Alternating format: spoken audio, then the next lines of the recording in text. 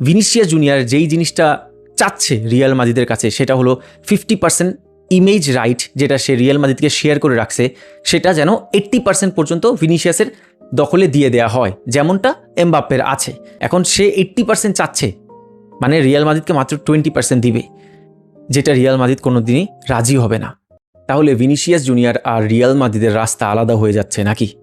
আমরা যেই স্বপ্ন সাজাইছিলাম যে মরিনোর আন্ডারে এমবাপ্পে আর ভিনিসিয়াসের ডেডলি ডুয়োটা আমরা দেখব, আর হয়তো আমরা আবার চ্যাম্পিয়ন্স লিগ জিততে দেখব এদেরকে, এটা আসলে হবে না আসলে। আর ভিনিসিয়াস যদি এখন আর্সেনালে যায় তাহলে এটা প্রিমিয়ার লিগের হিস্ট্রির সবচেয়ে বড় ব্লকবাস্টার সাইনিং হবে, কারণ প্রিমিয়ার লিগের হিস্ট্রিতে কোনো গ্লোবাল সুপারস্টার তার প্রাইম মোমেন্টে, তার পিক টাইমে প্রিমিয়ার লিগ জয়েন করে নাই। ক্রিস্টিয়ানো রোনালদো বলেন, থিওরি হেনরি বলেন, কেভিন ডে ব্রনে বলেন, আরও যারাই ছিল, তারা গ্লোবাল সুপারস্টার হয়ে কোনোদিনই প্রিমিয়ার লিগে আসে নাই। নট ইভেন হাল্যান্ড, তারা প্রিমিয়ার লিগে আইসে গ্লোবাল সুপারস্টার হইছে। এখানে ভিনিসিয়াসের জন্য প্রিমিয়ার লিগের ফেস হওয়ার যে অপরচুনিটিটা, সেটা আসলে অনেক বড়।